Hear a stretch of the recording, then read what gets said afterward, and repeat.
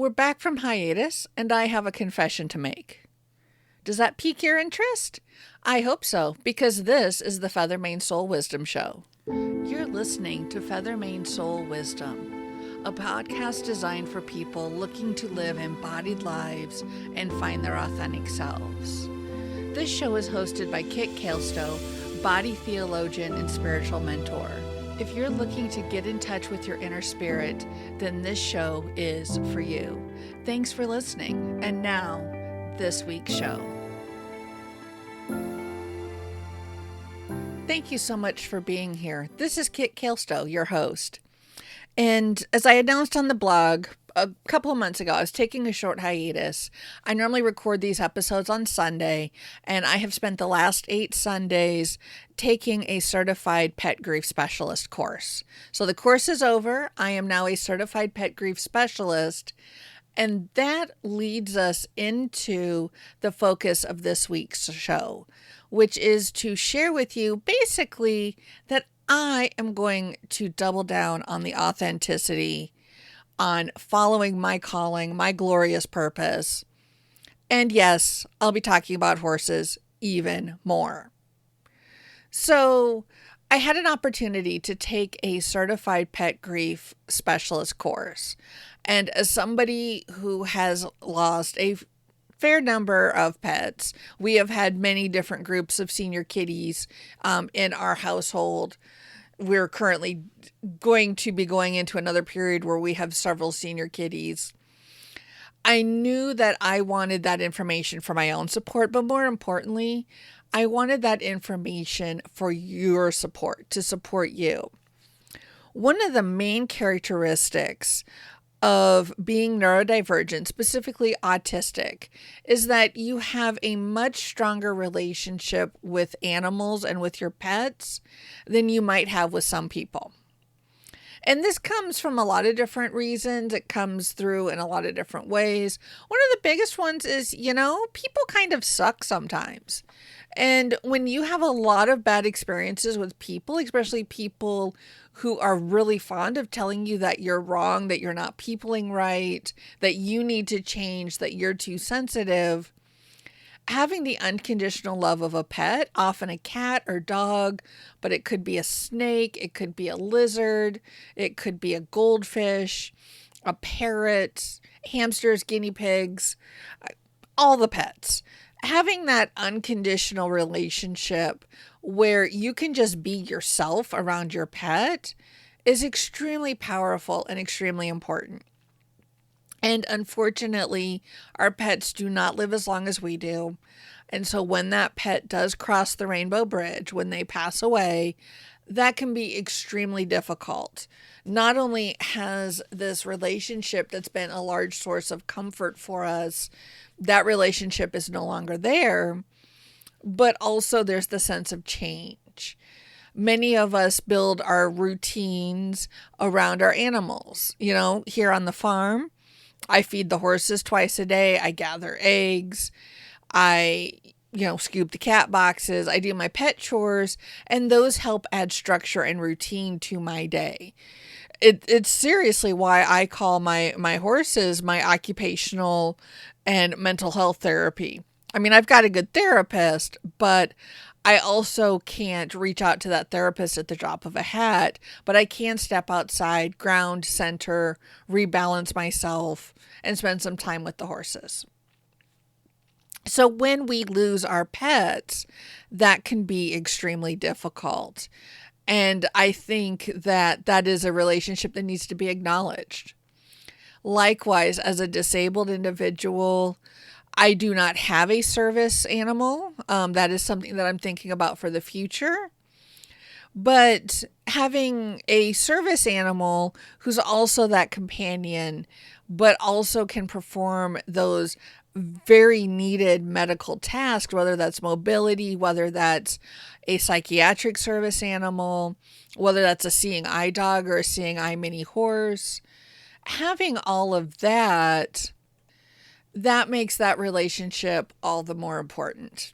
And so I really took the pet grief class, and that really started me on the path. I have also since been accepted into a veterinary chaplaincy program that starts this fall.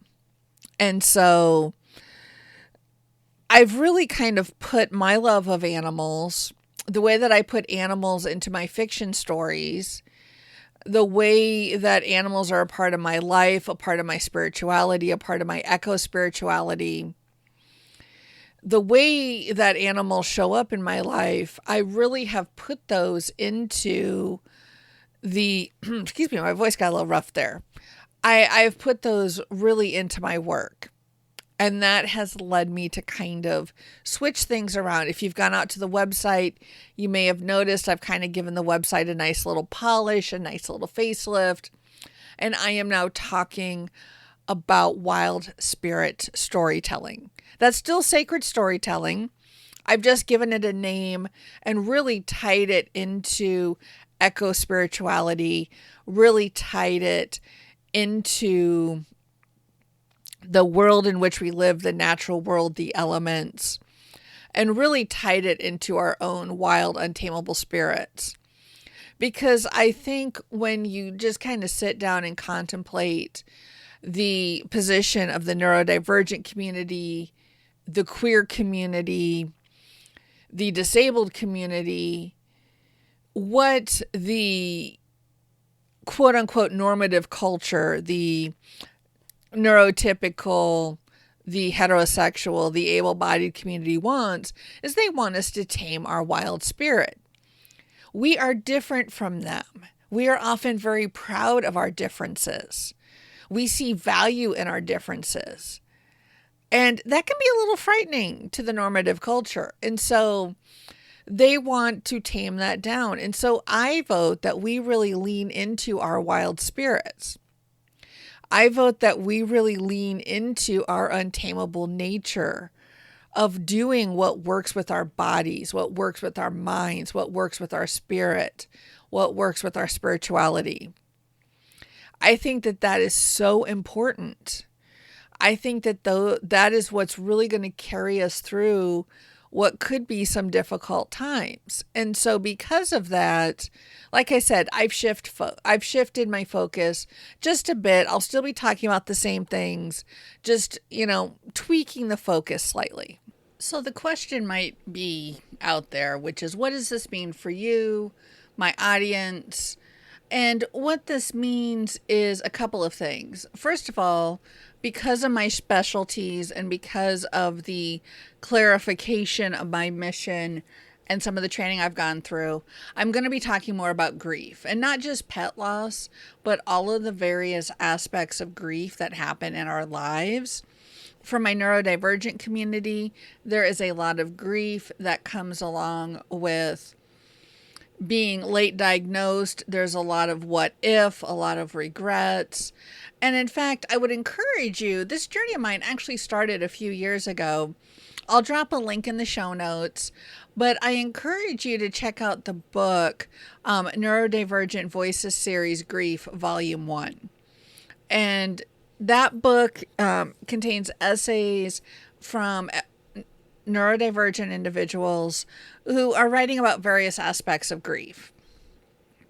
Secondly, I want to be talking more about horses and animals in general and the natural world in general, because I feel like our way towards finding our authenticity, our way towards finding and aligning with our glorious purpose is to really not just find and create community, but see how our communities and ourselves are aligned with the natural world.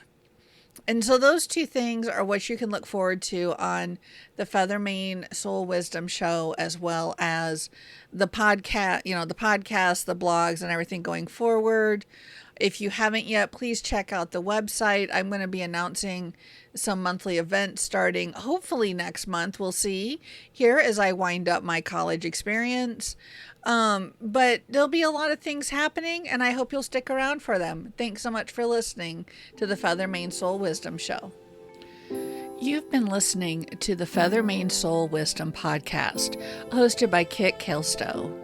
Learn more about Feather Mane Soul, at feathermanesoul.com. Kit's passionate about embodied living and finding authentic joy by connecting with yourself and others. Kit loves working with neurodivergent, chronically ill, or disabled individuals, as well as anyone who wants to reclaim the stories and find new stories for them. Music is Running with the Horses by Purple Planet Music. This podcast is hosted on the Muse Charmer Media Network.